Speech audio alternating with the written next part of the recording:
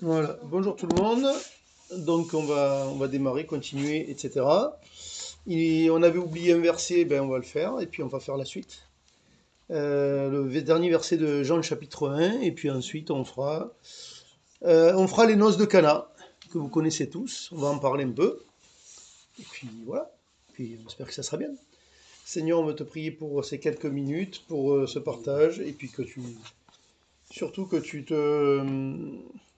tu sois là et que tu nous parles et que ça nous aide dans notre quotidien et à marcher avec toi.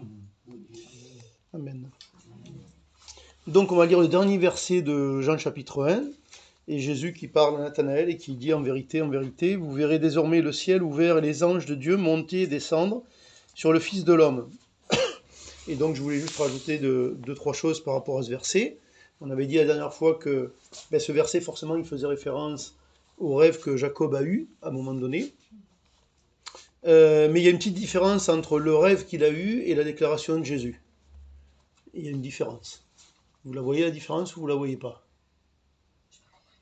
Il y a une différence entre ce qui nous est relaté dans le rêve de Jacob et ce que Jésus dit à Nathanaël.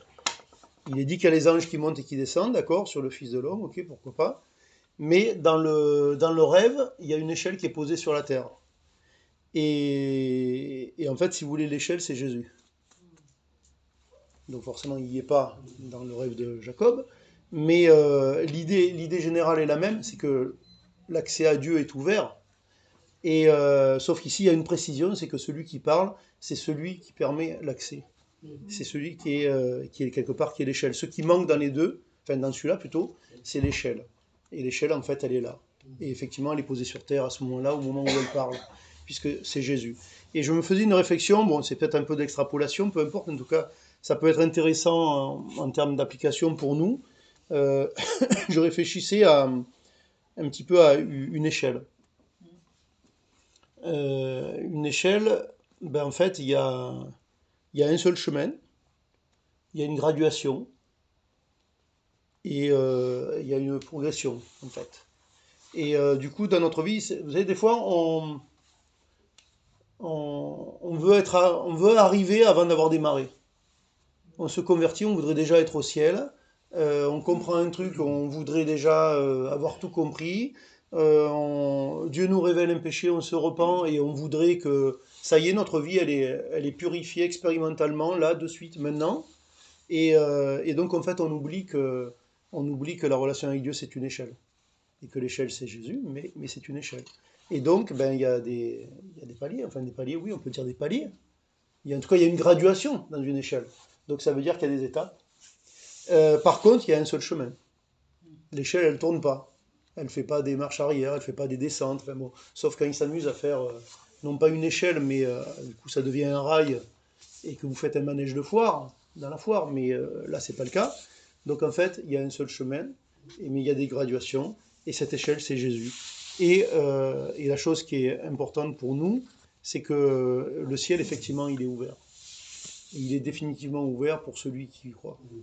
Et ça, c'est le point, c'est on va dire, l'image que Jésus donne ici à Nathanaël.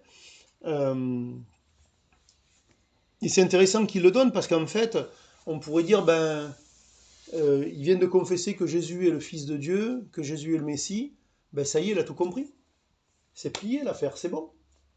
C'est bon, ça y est. Non, tu vas voir plus. Tu vas voir plus. Tu vas voir plus. Le ciel, vous allez le voir ouvert et les anges qui montent et qui descendent, vous allez avoir accès au ciel. Ça va être encore autre chose. Et la différence avec le rêve de Jacob, c'est que ça va être officiellement pour tout le monde. Alors que finalement, Jacob, c'est son rêve à lui, tout seul, qui certes concerne sa postérité, sa nation, et, qui viendra après, parce que la nation, à son moment à lui, c'est pas énorme. Mais là, non, là, Jésus, il explique que cet accès, il est à tout le monde. Donc, on a ça, voilà, on a fini sur ça. On a ça d'un côté, mais c'est intéressant. Et on va lire les noces de Cana. On va lire les noces de Cana, et on a un certain nombre de choses à dire quand même, parce que tout ne semble pas très clair de prime abord. Et puis, voilà, on va essayer de dégrossir tout ça. Donc, Jean chapitre 2, Au verset 1, évidemment. 3 jours après, il eut des noces à Cana en Galilée. La mère de Jésus était là, et Jésus fut aussi invité aux noces avec ses disciples. Le vin ayant manqué, la mère de Jésus lui dit, ils n'ont plus de vin. Jésus lui répondit, femme, qu'y a-t-il entre moi et toi? Mon heure n'est pas encore venue. Sa mère dit au serviteur, faites ce qu'il vous dira. Or, il y avait là 6 vases de pierre destinés aux purifications des Juifs et contenant chacun d'eux deux ou trois mesures. Jésus leur dit, remplissez d'eau ces vases, et ils les remplirent jusqu'au bord. Puisez maintenant, leur dit-il, et portez-en à l'ordonnateur du repas. Ils emportèrent, quand l'ordonnateur du repas eut goûté l'eau changée en vin, ne sachant d'où venait ce vin, tandis que les serviteurs qui avaient puisé l'eau le savaient bien, il appela l'époux. Et il lui dit, tout homme sert d'abord le bon vin, puis le moins bon après, qu'on s'est enivré. Toi, tu as gardé le bon vin jusqu'à présent. Tel fut à Cana en Galilée le premier des miracles que fit Jésus. Il manifesta sa gloire et ses disciples crurent en lui. Après cela, il descendit à Capernaum. Alors, on connaît tous cette histoire. Plusieurs choses à dire. Première chose, c'est que c'est le seul endroit où elle est relatée. Alors, il y a une raison qui n'est pas absolue, mais qui en est à moitié une. C'est que c'est Jean qui a écrit, et donc Jean, a priori, on peut penser que celui qui était avec André quand Jésus a rencontré Jean le Baptiste, c'était probablement lui. Et en tout cas, il raconte l'histoire parce que lui y était, alors que d'autres n'y étaient pas, tout simplement. Une autre chose qui est intéressante avec cette histoire, avec ce miracle, vous savez, il y a des choses qui sont intéressantes, c'est les idées préconçues que l'on a, en fait. C'est-à-dire que quand on parle de miracle, ou quand on pense au miracle de Jésus, on a un peu une idée, avant de commencer le lire, on a déjà une idée, en fait. On a une idée. On se dit, voilà, c'est un truc qui est extraordinaire, machin, ta.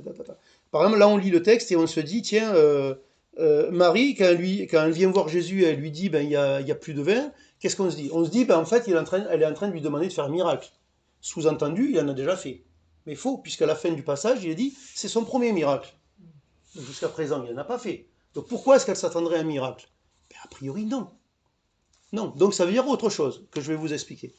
Une autre chose qui est intéressante avec ce miracle, et il y a une différence avec ceux qui vont venir après, dans les miracles à suivre, c'est souvent des miracles où, quasiment à tous les coups, où Jésus, il est dans un ministère public, il est devant les gens et tout le monde voit la chose.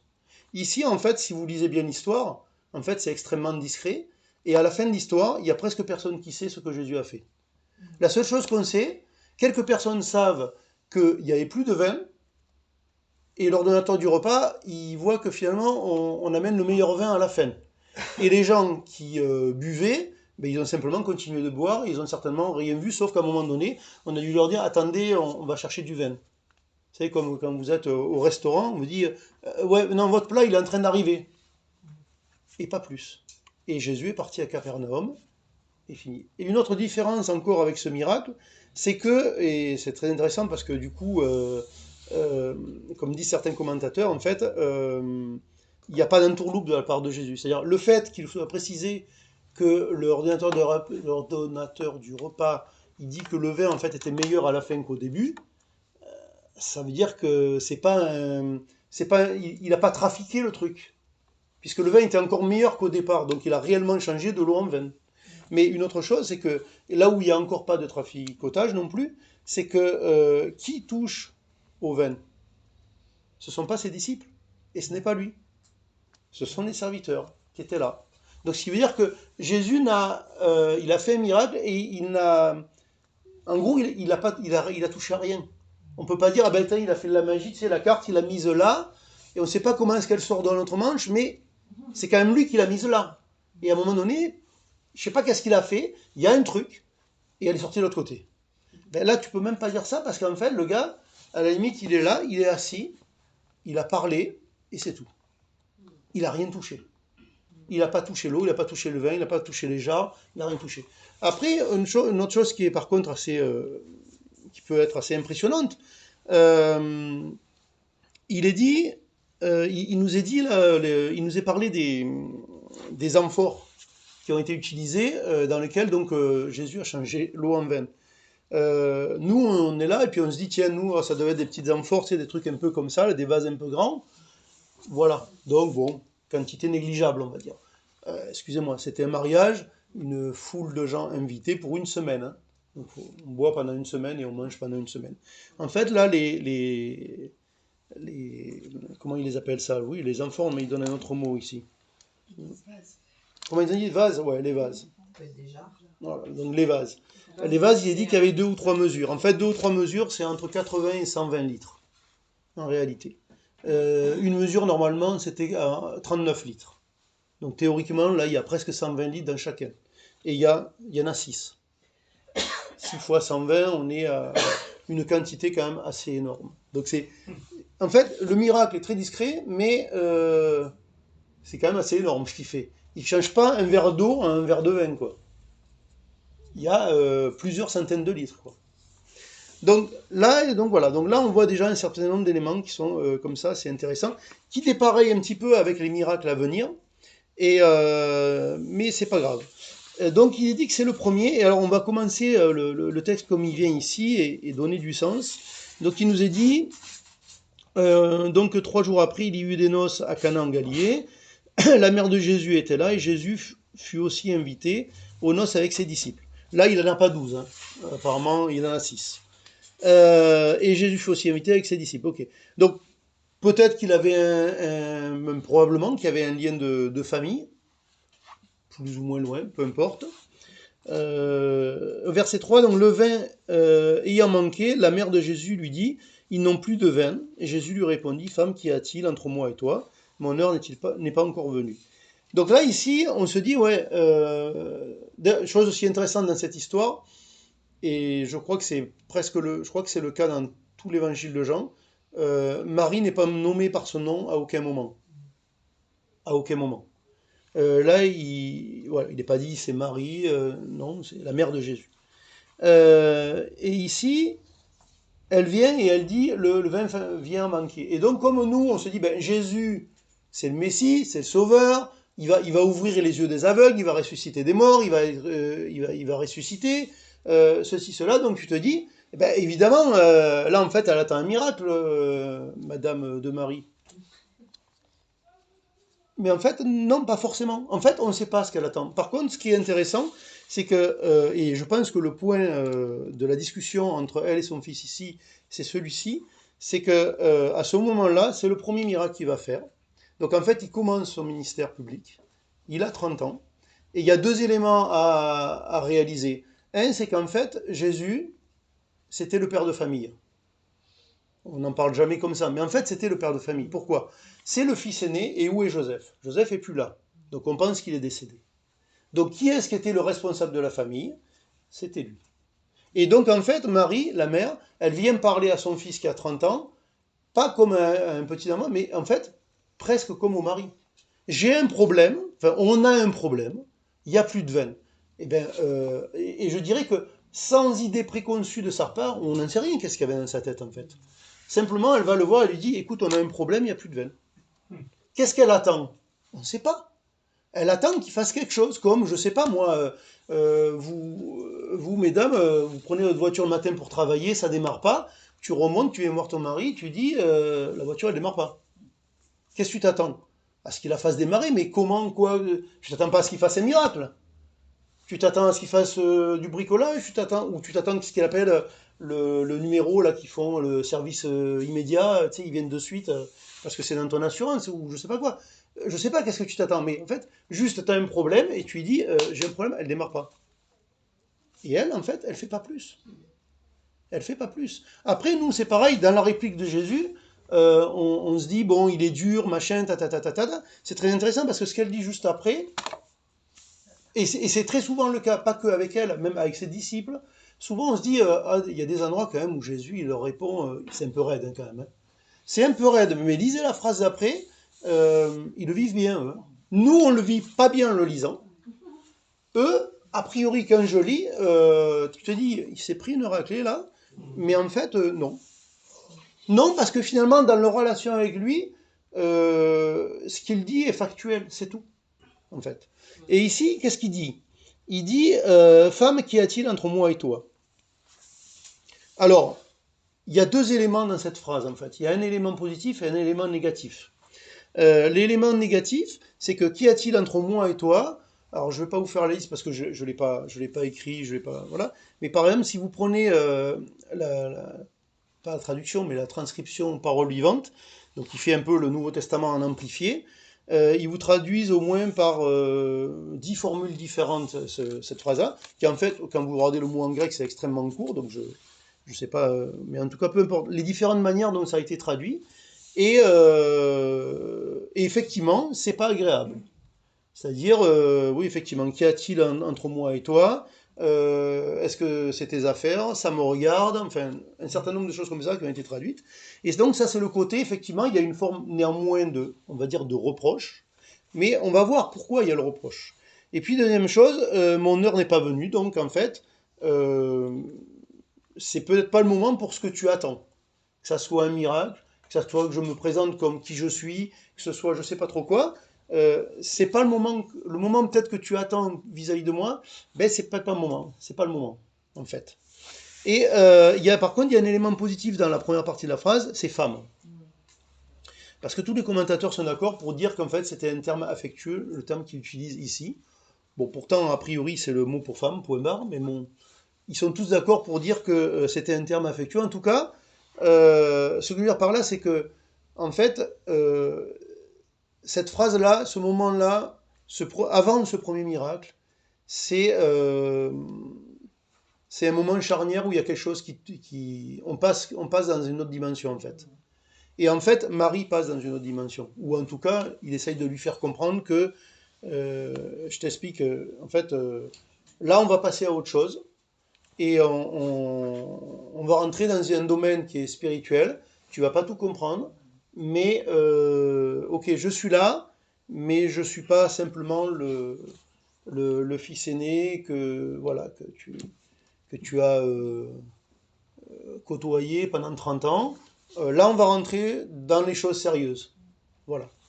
Et en fait, c'est ça le sens du propos de la phrase. Parce que sinon, ça n'a pas grand-chose, ça n'a pas de grand sens, en fait.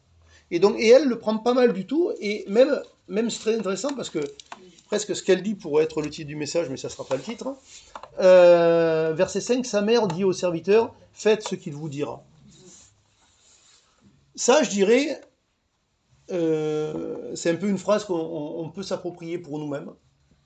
Faire ce qu'il vous dira, ou faire ce qu'il me dit. Mais vous savez, il y a un cinquième évangile. Vous le connaissez? Non.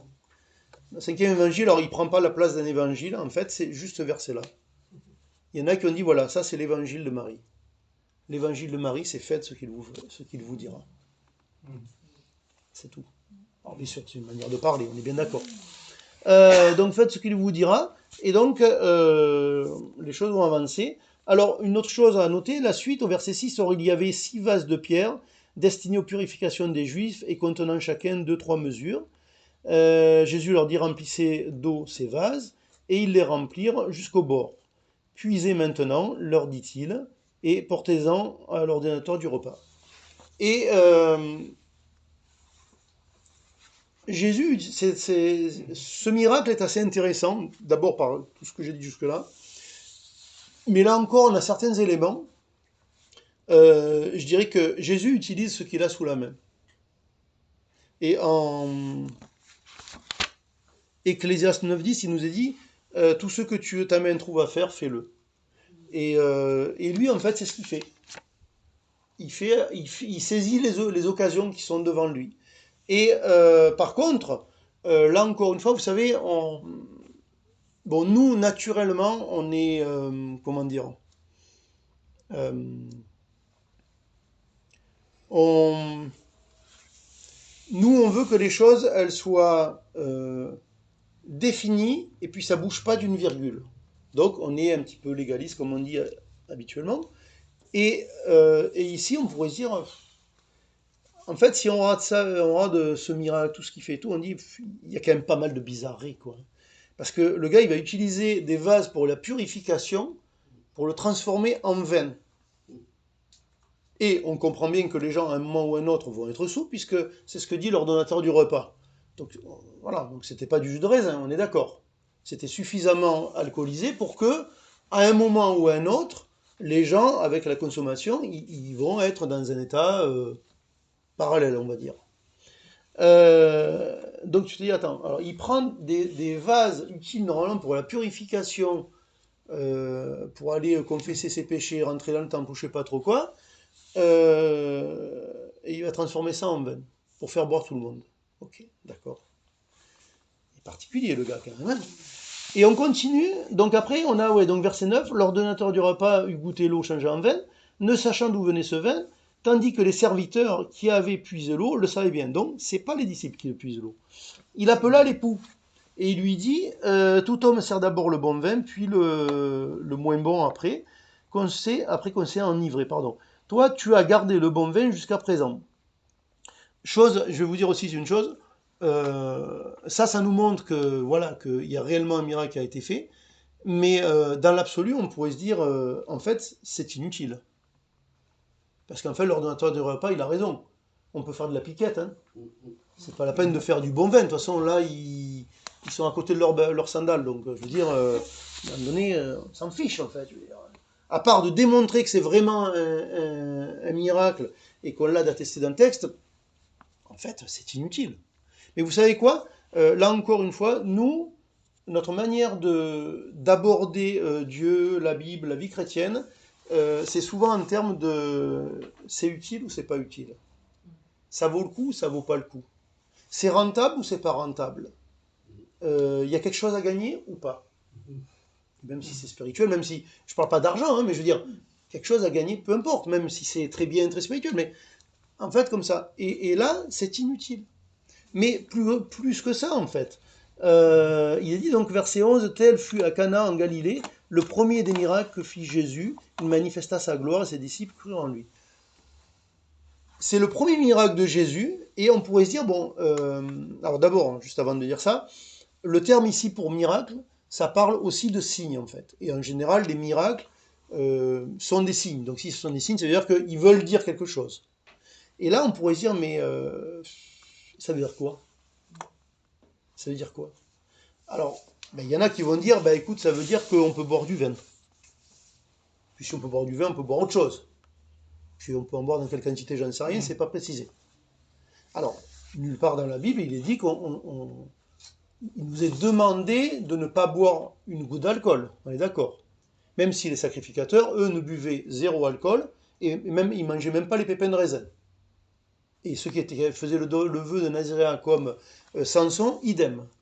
Donc voilà, alors, par analogie, on pourrait dire nous sommes un peuple de sacrificateurs, on est dans les mêmes conditions, mais bon, c'est peut-être un tantinet exagéré, mais admettons. Donc en tout cas, ce qui est sûr, c'est que c'est pas écrit noir sur blanc que là. Après, il y a plein de recommandations qui font que bon, c'est pas trop encouragé d'arriver dans un état d'ébriété. On est d'accord? Qu'est-ce que l'ébriété? Je sais pas. Quand vous allez voir les articles de loi au fil des années, la définition change, puisque les grammes changent. D'accord?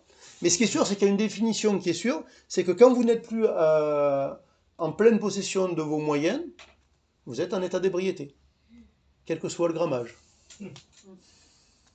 Donc ma définition à moi, c'est si je ne bois pas, je suis toujours à 100% de mes capacités pour faire les bêtises que je suis capable de faire. Mais c'est moi qui les fais, c'est pas l'alcool, du coup. Bon, ceci étant dit, ce qui est intéressant, c'est que globalement, en tout cas, la consommation, on va appeler ça excessive d'alcool, c'est pas du tout recommandé. Et là, tu te dis, premier miracle, Jésus transforme de l'eau en vin, et en plus, on sait très bien que dans la semaine, ils vont être tous bourrés. Donc tu te dis, mais attends, il fait quoi le type? Mais il fait quoi en fait? Il fait quoi? Je vais vous dire un truc. Tout à l'heure, j'ai dit qu'il faisait quelque chose d'inutile. Nous avons un Dieu qui fait des choses gratuites. Et il fait du bien gratuitement. Et là, il saisit simplement une opportunité qui est devant lui avec un besoin qui vient là, et simplement, il fait plaisir aux gens. Il vous manque du vin? On va vous faire du vin. C'est tout. C'est quoi le but? C'est juste de vous faire plaisir. Qu'est-ce qu'il y a à chercher à comprendre? Qui je suis, que c'est vraiment un miracle, que Dieu veut peut-être vous faire du bien, ultimement, Et puis, à part ça, il y a un parallèle qui peut être fait. C'est-à-dire que ici, enfin un parallèle et une distinction, premier miracle, de l'eau changée en vin, première plaie d'Égypte, de l'eau changée en sang. Mais la différence, c'est que Moïse numéro 1, c'est pour une malédiction. Moïse numéro 2, qui est Jésus, a priori, c'est pour une bénédiction. Mais il y a une forme de parallèle qui s'établit quand même ici, et qui est malgré tout, quand même assez intéressant malgré tout.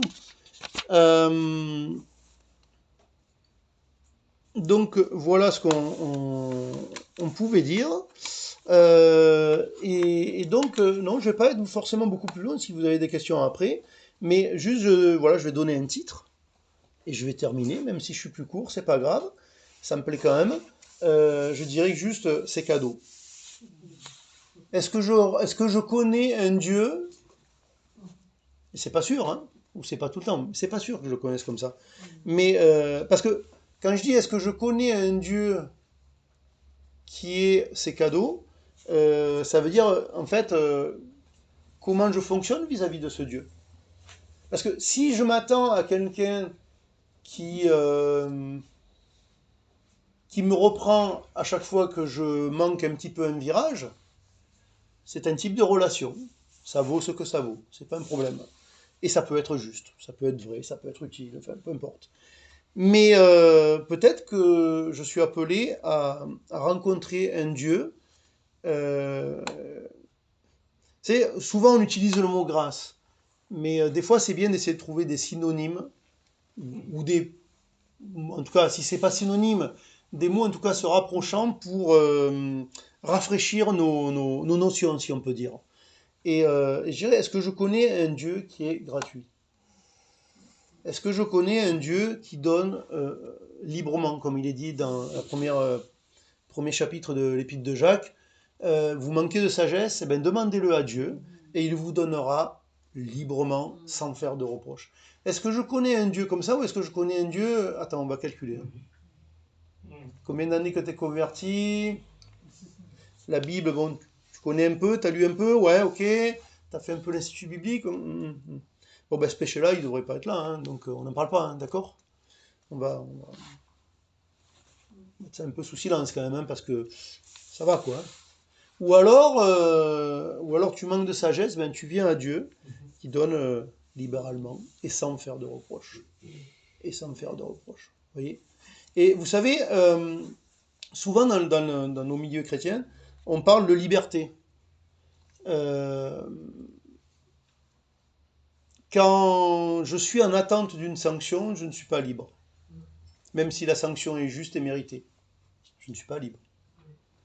Mais quand je sais que je suis libre devant Dieu, je ne suis pas en attente d'une sanction. C'est un peu, le propos que tient le roi David à plusieurs endroits dans des psaumes et autres, où parfois oui, quelquefois il a failli, donc il a échoué de manière bon, assez évidente et conséquente, on va dire. Et quand il reconnaît son péché, quand il revient en fait, à chaque fois il dit qu'il accepte la sentence. Tu seras juste dans ta sentence. Donc il n'est pas en attente, tu sais, une attente avec une crainte de ah ben là, je vais me faire couper un doigt ou une main là parce que bon, vu ce que j'ai fait. Non, non, c'est juste, en fait, non, non, c'est bon, on a mis les cartes sur la table, c'est réglé entre Dieu et moi, et après, ben Dieu est juste, il fera ce qu'il veut. Parce que finalement, j'ai endommagé des gens, si lui il estime que, ben, il fera ce qu'il a à faire, quoi. Il fera ce qu'il a à faire, en fait. Hein. Tout simplement. Donc voilà, je voulais nous laisser avec ça, avec le premier miracle à Cana. Et une chose, est-ce que je vais le dire comme ça ou est-ce que je vais le dire autrement? Euh, oui, faisons attention comment dire, parce que ça, c'est normal, hein, on est tous pareils, et de toute façon, c'est humain, et on peut pas vraiment faire absolument autrement, mais faisons attention aux, aux présupposés que nous amenons quand nous lisons la Bible, en fait. Des fois, on amène des présupposés culturels, des fois, on amène des présupposés de notre Église, des fois, on amène des présupposés parce qu'on connaît la suite de l'histoire, même dans la Bible. Donc je sais comment est-ce qu'il a fait pour les miracles après, donc forcément je m'attends à ce que... Oui, mais en fait, non. Non, c'est le premier. Oui, mais Marie, forcément, elle s'attend à un miracle. Tant, l'ange lui a parlé et tout, elle sait bien qu'est-ce qu'elle a en face de lui. Ben, j'en sais rien si elle sait bien ce qu'elle a en face de lui. Elle devine un peu, mais en même temps, vous imaginez, vous, on vous dit, en gros, Dieu va naître sous forme humaine dans ton ventre, tu vas être la mère de cet enfant, puis l'enfant il grandit, bon d'accord, il fait pas de bêtises, mais je pense qu'il a dû pleurer, crier, faire caca dans ses langes, demander à boire, à manger, enfin je veux dire, après tout ça c'est pas des péchés en fait, c'est juste la vie quoi. Être fatigué, nanana, et voilà, et donc au bout d'un moment, ben, t'as quoi? T'as juste l'habitude d'avoir un enfant, puis d'avoir un enfant plus grand, puis d'avoir un jeune adulte, puis tu prends des habitudes, et en fait, voilà, juste tu prends des habitudes avec quelqu'un que tu connais. Sauf que tu ne le connais pas comme tu es appelé à le connaître. Et bien, nous c'est pareil. On a des préconçus qui ne sont pas forcément méchants, mais des fois, il faut s'apercevoir qu'ils ne sont pas justes. Et puis, une autre chose, avec un texte comme celui-là, mais avec d'autres, hein, c'est de... Des fois, on cherche beaucoup d'explications un peu partout. Et il faut... C'est rigolo parce que la dernière fois que j'avais parlé de ça, c'était ici. Vous connaissez le rasoir d'Occam? Oui, vous connaissez le rasoir d'Occam. Occam. Guillaume Occam. Alors, pas Occam, le chien de Pierrette, on est d'accord? Non. Occam, non, c'était, je crois, un prêtre. Il y a loin. Et lui, en fait, il avait un... Alors, je vais très mal l'expliquer, mais il avait un principe philosophique ou de recherche des choses. C'était le rasoir d'Occam, en fait, c'est... on prend que ce soit dans une enquête, dans une recherche quelconque, on enlève tout et on garde la solution qui paraît la plus évidente jusqu'à preuve du contraire. C'est-à-dire qu'au lieu de s'éparpiller dans 50 hypothèses, qu'est-ce qui paraît le plus évident? Et là, quand vous regardez ce texte-là, si tu te dis pourquoi il a changé l'eau en vin, qu'est-ce qui paraît le plus évident? À part de faire plaisir aux gens, je ne vois pas. Alors si de faire plaisir aux gens, ce n'est pas spirituellement acceptable devant Dieu, on va chercher d'autres options. Mais c'est acceptable. Donc, il n'y a pas besoin de chercher midi à 14h, comme on dit. Mais le rasoir d'Occam, c'est ça. Enfin, le rasoir, c'est ce principe-là, si on peut dire. Et donc, par exemple, dans une enquête policière, c'est pareil. Est-ce que tu cherches 50... ou est-ce que, voilà. Donc, après, c'est pas absolu, c'est un principe. Voilà, je pense que c'est assez intéressant. Et voilà. Et donc, on en reste avec ces cadeaux. Amen.